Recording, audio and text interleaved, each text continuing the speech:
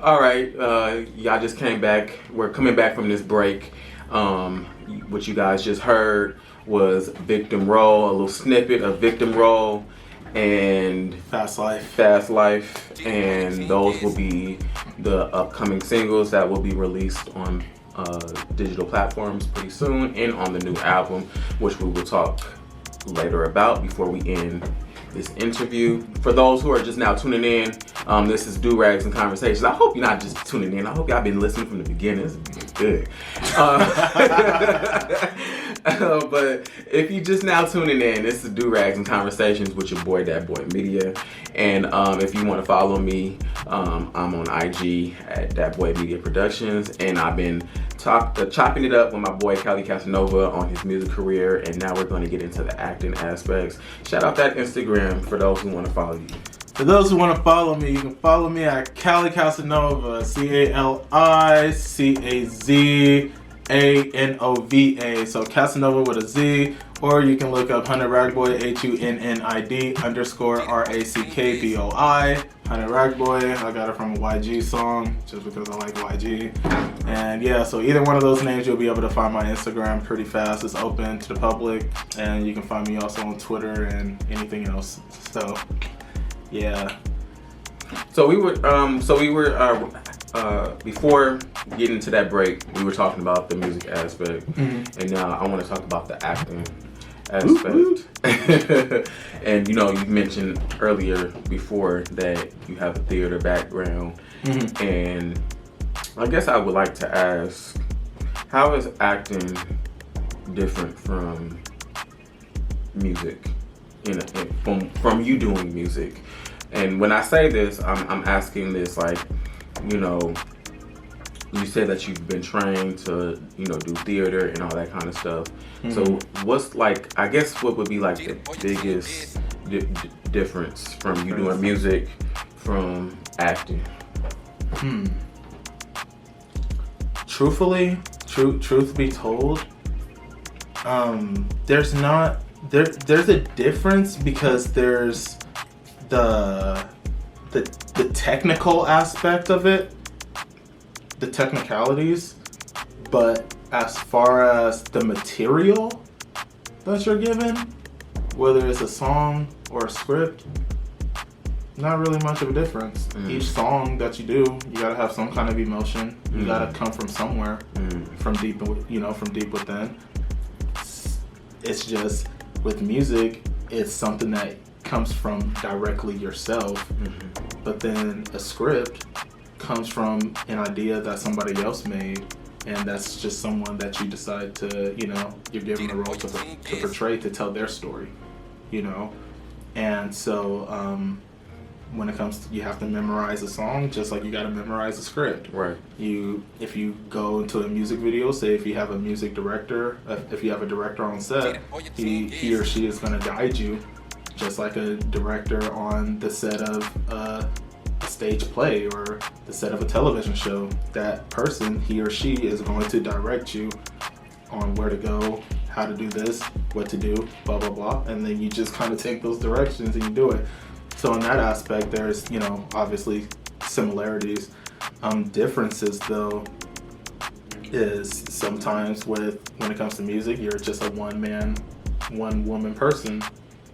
One man person. Yeah. When it comes, it's not too many people that you really need to pull off a music video, And now if it's like a big budget, you might have your makeup artist, you might have a ton of extras, you may have a director, you may have, other actors or extras that you may need on the set. But in theater, you got your stage directors, you have your prop setters, you have your you got your ticket person at the very front window, you have the director still there, you got everybody, you got the entire cast and crew, everyone has a role, you got the people that open up the curtains, they play a part. You know that everybody's part in the theater is a major role. You may have that lead role, but every role in the theater is looked at as important. And that's what I take from the theater realm to the music realm, is everyone's important. Everyone has a piece of the puzzle. If one puzzle piece is missing, we're incomplete. You know? Now, in theater, there's a saying as, you know, the show must go on. Mm-hmm. Like, one monkey don't stop a show. All you monkeys out there. So, with that being said, the show must go on. Right. But again, every role is taken as important. Mm. You know, you're important everywhere and everywhere. You know, I could be the person that just helps on strike. Mm-hmm. Explain what strike is. Explain what strike is. Just strike. You're striking the stage. You're taking it down. Well, shit, I don't know what strike means. You're taking it down. You're just taking it down after the last production is over. Oh, okay. That's what strike is. It's everyone in the cast, pretty much, or unless they hire some other people, which there's some like bigger, you know, if you're in a theater that has a much bigger budget, they actually hire like some construction workers to come and put it up and come take it down. Right. You know, but in college, the theater department, we have to do both. And so that's what we did. They're like, hey, can you stay over after 10 o'clock to help strike? No problem. There'll be times where it's like, well, shit, I got like finals, I can't do it. But you know what I mean? Nonetheless, though, I went and did it because that's my job, that's my forte, that's what I love to do. So, you know, so yeah, I guess you can say really like there's not much difference. It's just technicalities, really. Okay. Speaking of acting, you have a movie coming out called Kendrick. Yes. Kendrick, the film. Yes. Can you speak on that? Well, that incorporates music, not my music or anything. It's so sad because because this quarantine happened, I only met the lead actor once. I can't think of his name, but I did manage to do a rehearsal, and he's really good. He's really good. He brought a lot of energy to the role, and pretty much his character is a musician. He loves music. He sings, and he's like one of those singers that you kind of see like on like, I guess you can say like on the streets of New York or like streets of San Francisco, like one of those like major cities trying to like kind of make it big or like get some money. You know what I mean? Sounds like somebody I know.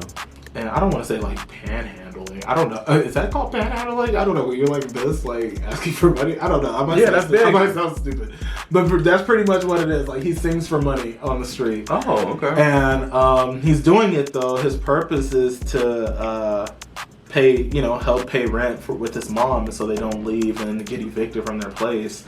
And so the stakes are pretty high for him because he doesn't want to go broke or poor. So he's helping his mother out as best as he can. And where things get kind of twisted is like he runs into some people from his past, and it's like, do you make this quick dollar or do you stick to doing the panhandling? And he basically finds himself like shit, I don't know which way to go. It's like, do I do this and could possibly get in trouble, or do I stick to what I'm doing and making this little bit of money where I can make a whole lot? And then another factor is that he comes across a producer that's only in town for X amount of time, and he got to get this demo to him. Remember guys, studio costs money. So the money that he needs to get this demo, he can either go the bad route and get this big money, or he can stick to doing what he's doing and possibly not get a demo. So that comes into play. And meanwhile, he has to try to help pay the rent, and so his mom can have a place to stay and him to have a roof over their head. So you basically see the conflict in that, and he comes across a few other characters along the way. And one of the characters that this lead character comes across, and all I'm gonna say is that it's not such a good crossing path, which is strange because I don't know why I'm always like deemed as like somebody that's like having like bad interactions with the main people. So yeah, you'll see that. Okay. And are you guys? Is it finished or is it still in post-production? It's in pre-production because so you guys were just starting before the before the pandemic. Happened. Yeah. Got you. Yeah. And who's the director? Sad. I can't think of his name either because I just got casted and I just met them. Okay. But I do know he runs a production. I wouldn't even say little. He has a production company called Bay Boys or Bay Area Films or something like that. Okay. So yeah, that's what you'll be able to find it on like Instagram or whatnot. And how did I even get it? The guy was doing another project. I can't think of it at the top of my head. He was doing another like short film, and it looked pretty interesting. And so they were looking for extras at the time, and I was like, oh yeah, like I'm totally down. You know what I mean? Just to get experience, see what it's about, network. And I didn't get it. And they were already filming, they were already doing their stuff, they already had everything set. Didn't hear from the guy again. And then next thing you know, he like hit me up and was like, hey, I think I may have something for you, something small, but you know, let's start small and then, you know, gradually get bigger. And then I was like, okay, like I could work with that. And so he said that I'm gonna cast you for the role of Andrew, and you guys are just gonna have to wait to see. Okay. Sounds good. And what Andrew comes with.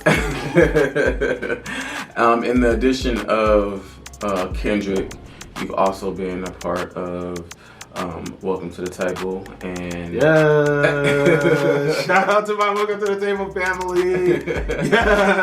Yes, sir. And now you're also being a part of Money and Respect.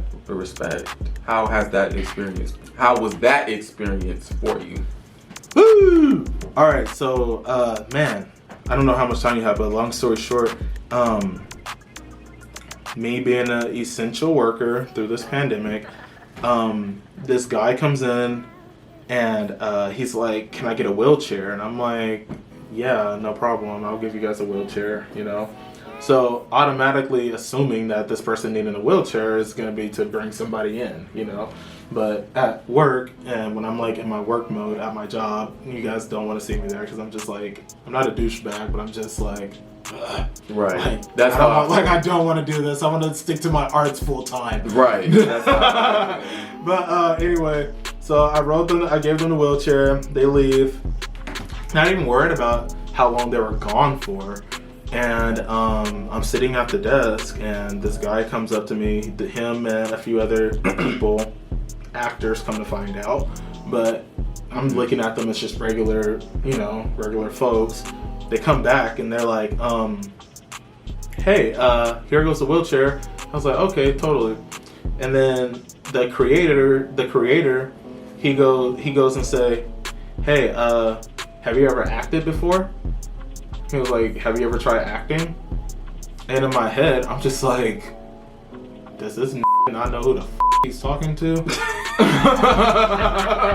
Like, yeah, like, no shit, but I mean, he doesn't know me. I don't know him either, but it was just like in my head, like, oh my gosh, like, what can this possibly lead to?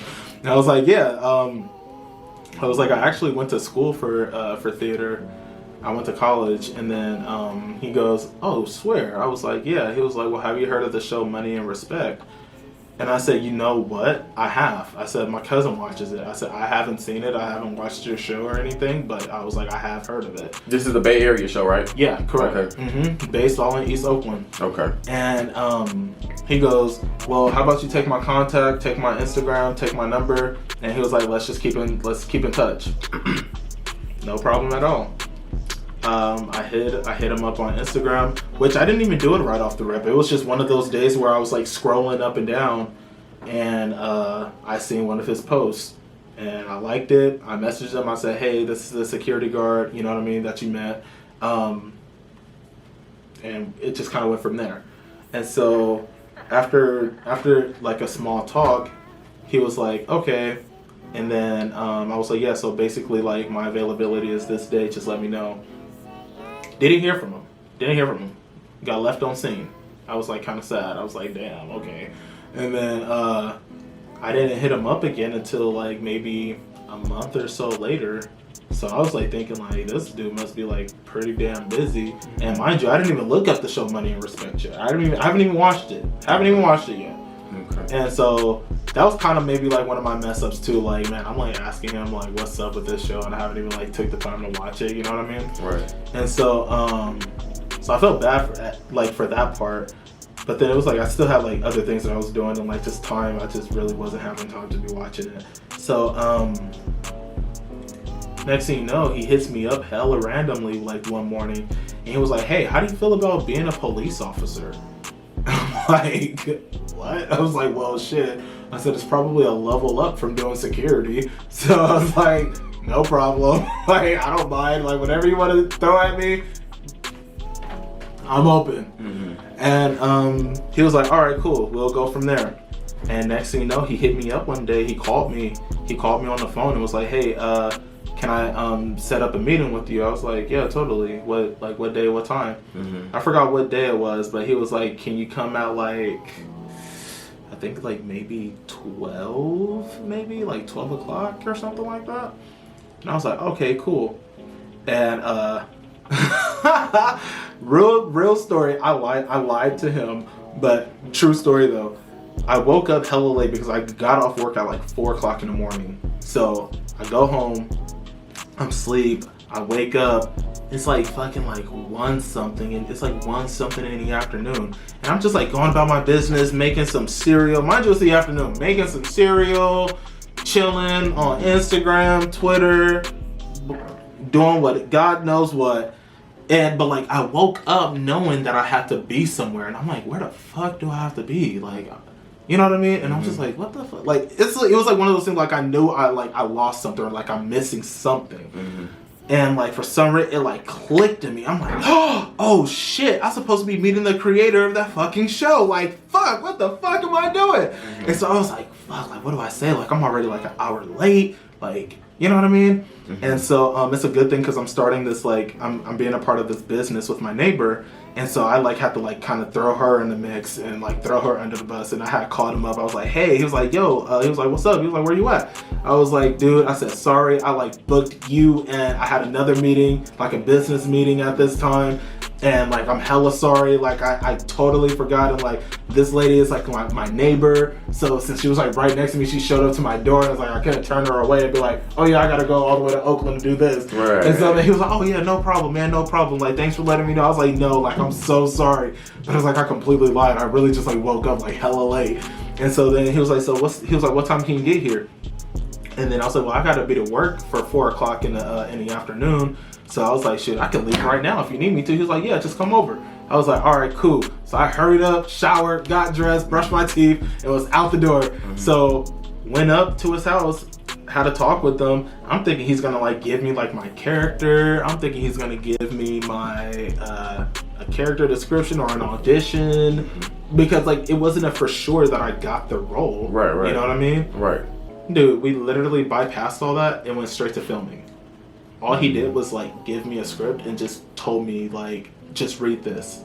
And we went over it like maybe 2 or 3 times. I already kind of had it memorized in my head. And he was like, I just need you to sound angry. I need you to do this, I need you to do that. And I was like, okay.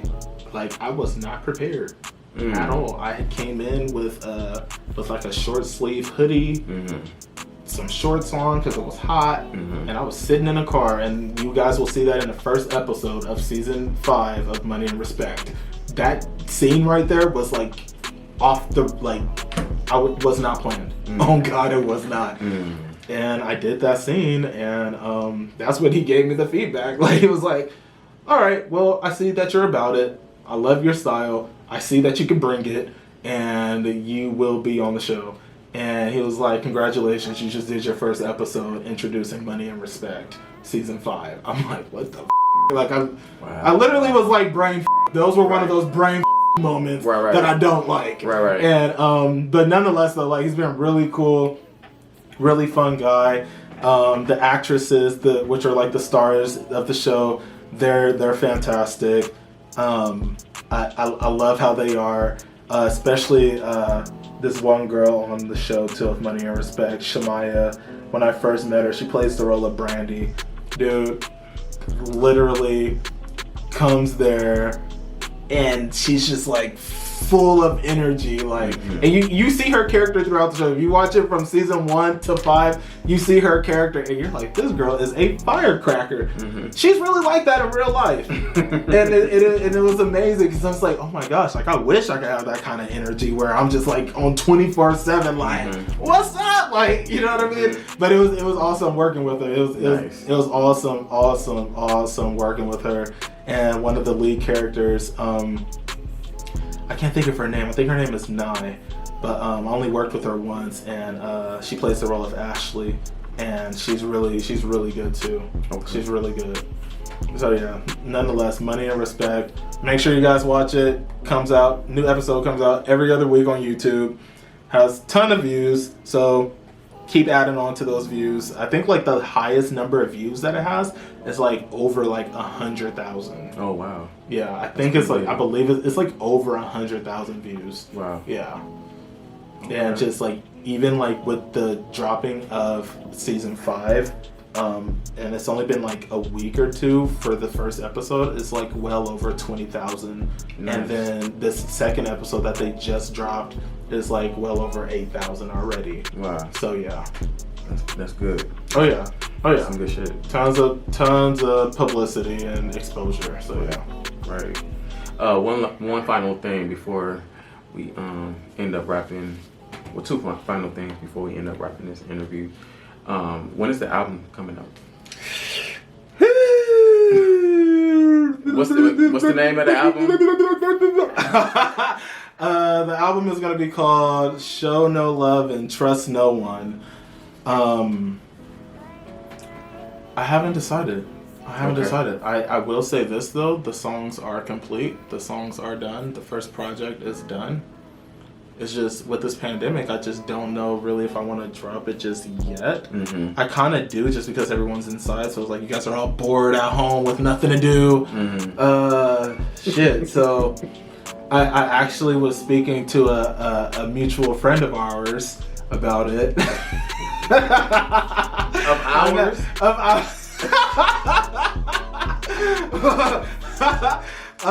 Yeah, a mutual friend of ours. Shortly before I got here, what they said, and he was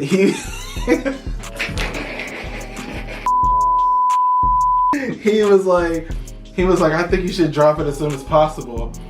But it's just some things, some thoughts. It's like, do I just go ahead and just drop it and like forget about it? Do I just drop it and be like, let's see how it does?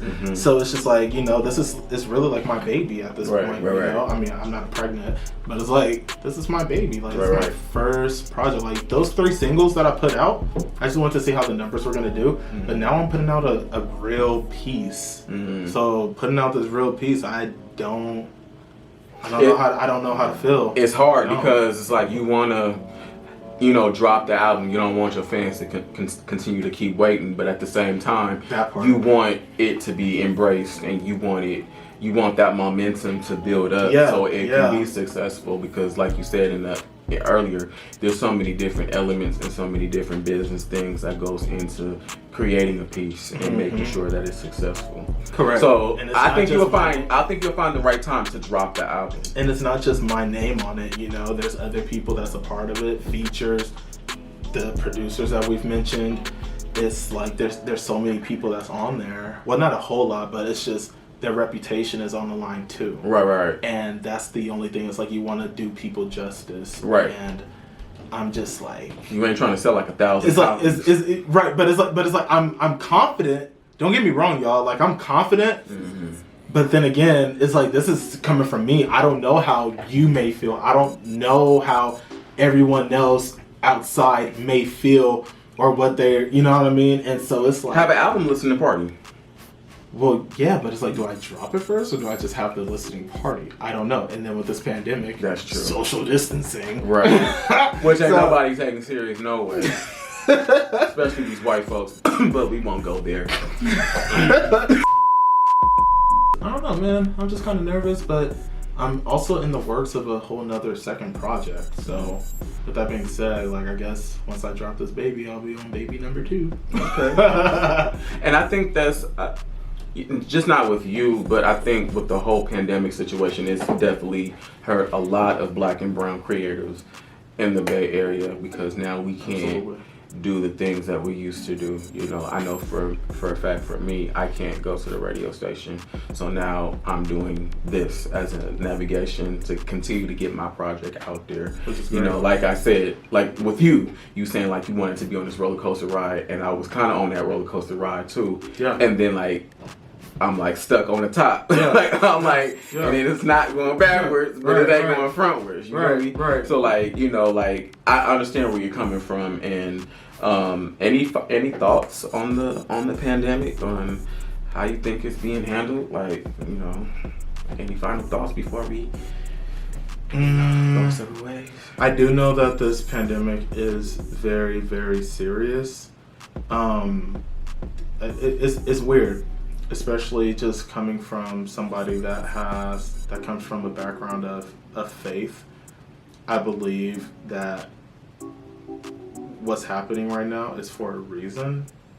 And I think this point in time, from a creative standpoint, from a creative, I think it's one of the best times to still create. Mm-hmm. I think it's really a good time too. Right. Why? Because now everyone has to find a way to entertain themselves. Right. So keep putting out content, keep putting out work. Right. Exactly. Like you ain't got that excuse no more. Like people ain't going to the club no more. Exactly. So you know, everything shut down. So everything that you have to do now is on your phone or your computer. Right. And you got to entertain yourself some way. Right. Or by television. From being an essential worker too, it's bad, but then it's I don't know. It's weird. It's a touchy subject, because when you see these updates and when you see these numbers of people that are coming in that are being tested, and then you have the folks that are not testing positive for it, and there's more people that are. It's more people that don't have it versus the people that do have it.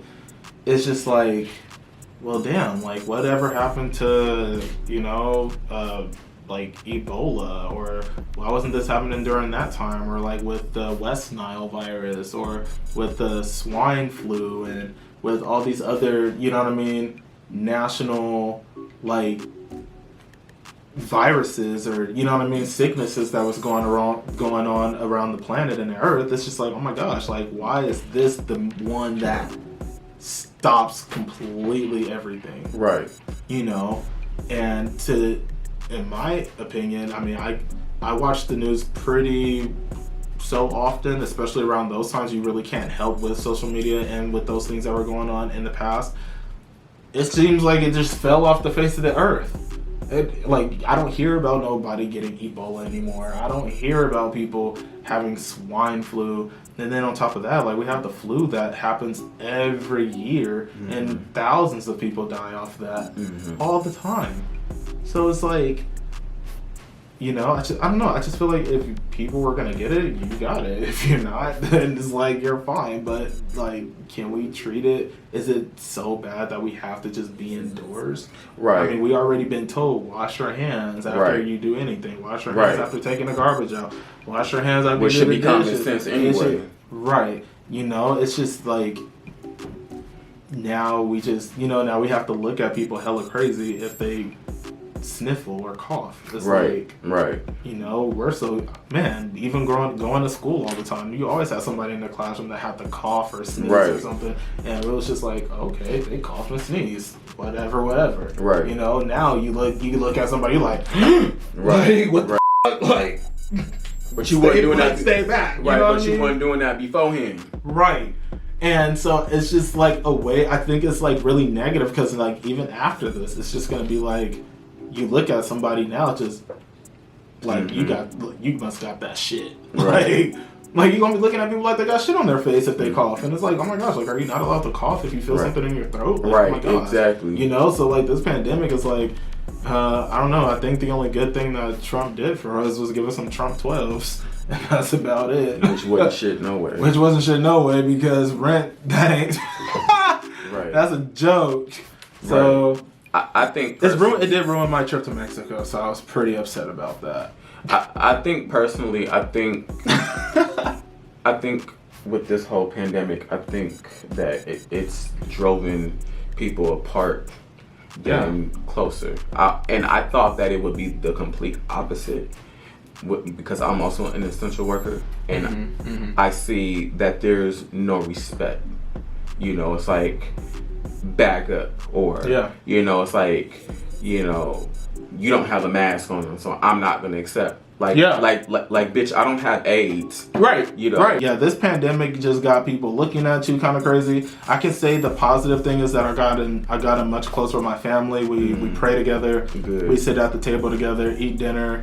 We our church is virtual now because, you know, this thing. So it's kind of good that we could like fellowship together in the home. So that's a positive. Right. But other things like what you're saying, that it's like kind of driving people apart with this, you know, social distancing and things of that sort, it is kind of getting annoying, and it's just like, man, like, can things go back to normal? Just follow the rules, wash your hands, and keep it pushing. That's all it is to it.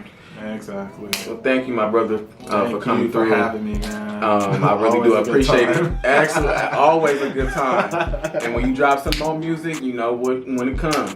You're always welcome to come through anytime. So Thank you. I appreciate you. And check out his music that's coming out, Victim Role and Fast Life, which is going to be on YouTube and digital platforms very pretty soon. Very soon. And, you know, you might not know. I might drop midnight. You never know. I'm just saying. I am full of surprises. Full of and then you can follow Cali Cazanova on Instagram, _ragboy, and you can follow me on Instagram, DATBOYMEDIA Productions. And shout out to my videographer Tatiana for videotaping us during this terrible time. I appreciate you, Miss Lady. And check us out on YouTube, DATBOYMEDIA TV and media. So make sure to go comment, subscribe. And on that note, stay safe, stay blessed, and stay connected, you know. And on that note, deuces. Durags and Conversations, baby.